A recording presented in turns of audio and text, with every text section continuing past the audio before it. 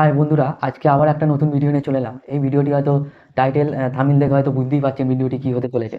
দেখুন, অনেক ক্ষেত্রে কী হয়, আমরা স্টুডেন্ট যারা আছে, তো তাদের দেখবেন পড়তে মন বসে না, ঠিক আছে, মন লাগে না, এরকম মানে নানা রকম সমস্যা হয়, ঠিক আছে। তো এর জন্য কী করতে হয়, অনেক ক্ষেত্রে কী হয়, নানা রকম মানে শুধু পড়াশোনার ক্ষেত্রে না, অনেকে কাজের প্রতি বা নানা রকম সমাজে নানা রকম মানে আমাদের করতে হয়। সেক্ষেত্রে আমাদের মনটাকে মানে চঞ্চল হয়ে পড়ে, আমাদের কোনো কাজে মন বসে না বা পড়ার সময় আমাদের মন বসে না। এই সব যে নানা রকম সমস্যাগুলো হয়, তাদের জন্য খুবই গুরুত্বপূর্ণ হতে চলেছে জিনিসটা হলো অর্থাৎ লক্ষ্য আপনার।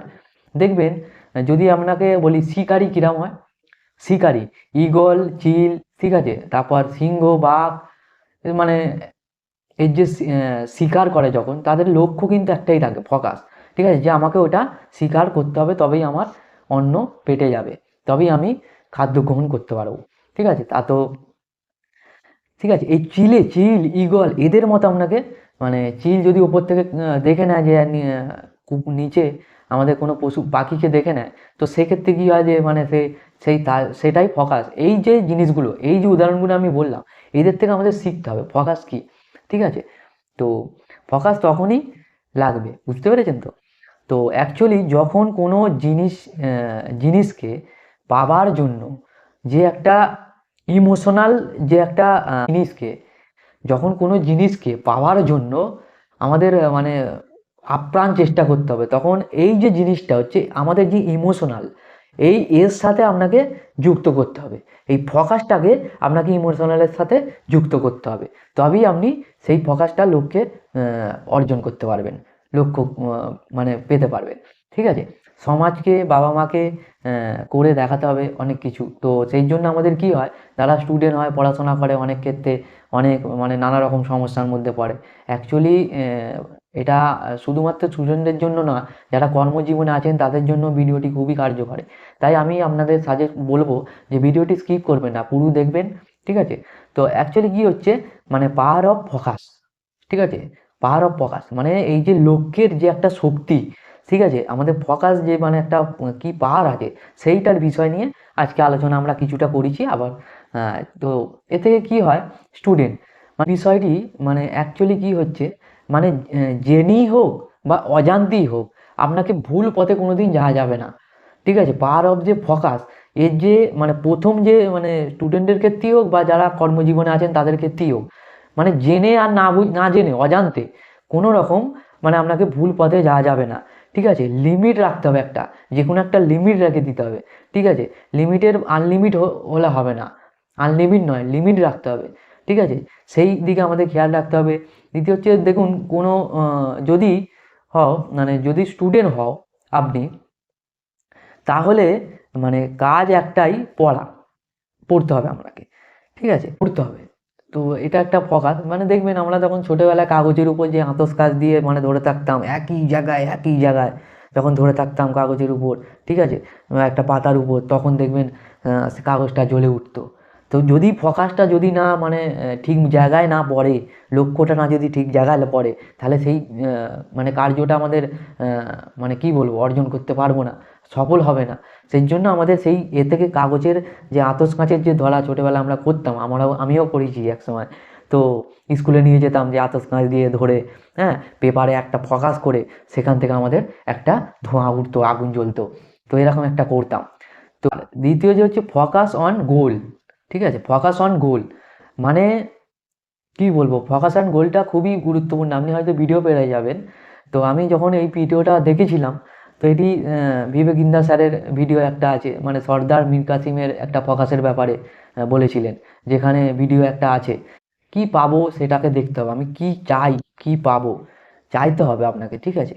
চাইটাকে আপনাকে মজবুত করতে হবে, ঠিক আছে, মজবুত মানে এটা হচ্ছে চাই তো আমার চাই, ঠিক আছে। এই যে একটা গোল, অ্যাচিভমেন্ট, লক্ষ্য, যে এটা আমার চাই তো চাই, ঠিক আছে। সর্দার মীর কাসিমের যে উদাহরণটা দিয়েছে, ওই ভিডিওটি আপনি দেখতে পারেন।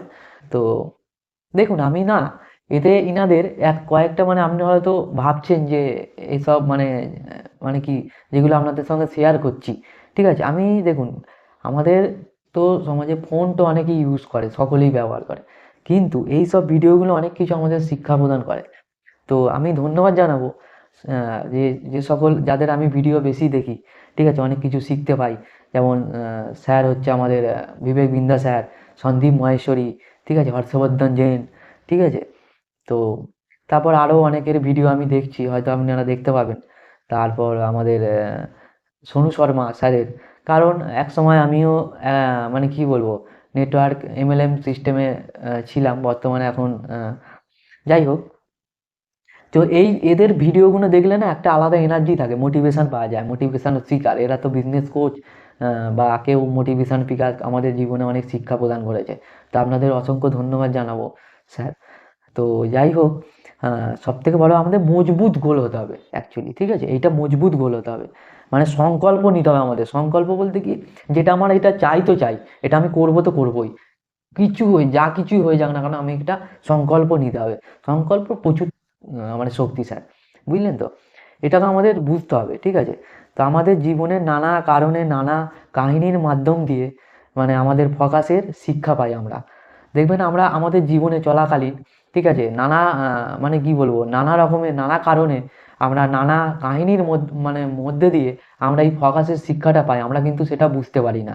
আপনি দেখবেন, লক্ষ্য করে দেখবেন যে ছোটোবেলায় যখন আমরা ছোটো থাকতাম, তখন যদি বাবা মার সঙ্গে যখন ঘুরতে যেতাম, তখন যদি রাস্তায় মানে কোনো দোকানে আমাদের যদি কোনো জিনিস আমাদের পছন্দ হয়ে যেত, তখন আমাদের ওইটা যে আমাকে কিনে দিতেই হবে, চাই তো চাই। এই যে একটা শিক্ষা, যতক্ষণ না সে কিনে দিচ্ছে ততক্ষণ মানে নানা রকম ঝামেলা সৃষ্টি করে, দুষ্টুমি করতো, ঠিক আছে। তো এই যে শিক্ষাগুলো আমাদের, এই যে জীবনের কাহিনী থেকে আমাদের পকেটে একটা সিস্টেম থাকে, আমরা ছোটোবেলাতে কিন্তু আমরা সেগুলো কেয়ার করি না। তো এই যে জিনিসগুলো, এই জিনিসগুলো আমাদের বুঝতে হবে, ঠিক আছে। তো আজকে একটা সাধারণভাবে আপনাদের কাছে তুলে ধরলাম। তো আমি এর জন্য মানে আমি যাদের ভিডিও সবসময় দেখি প্রতিনিয়ত, আজ থেকে না, ঠিক আছে, বিগত আমি 5 বছর ধরে এরকম ভিডিও দেখে আসছি। বিশেষ করে আমার ভালো লাগে খুব বিবেক বিন্দা স্যারের যে বিজনেস পারপাসে যে বিজনেস কোচ, ঠিক আছে। তারপর আমাদের সন্দীপ স্যার, সন্দীপ মহেশ্বরী স্যার, তারপর হর্ষবর্ধন জৈন, উনি তো একদম মানে কি বলবো, মানে হেভি লাগে আমার ওনার ভিডিও।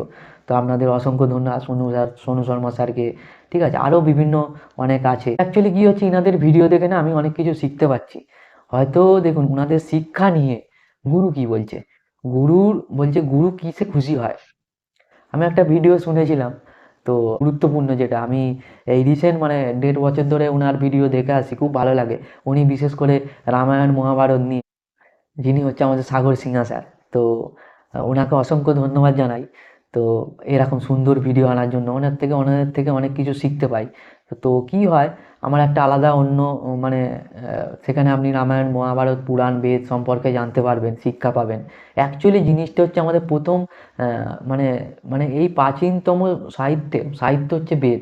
এই বেদ নিয়ে আমাদের একটা নতুন চ্যানেল আছে, আপনি হয়তো দেখতে পাচ্ছেন স্ক্রিনে। এই চ্যানেলটি গিয়ে আপনারা প্রতিনিয়ত আমি এনাদের ভিডিও দেখি, জ্ঞান অর্জন করি, কিছু শিখতে পারি।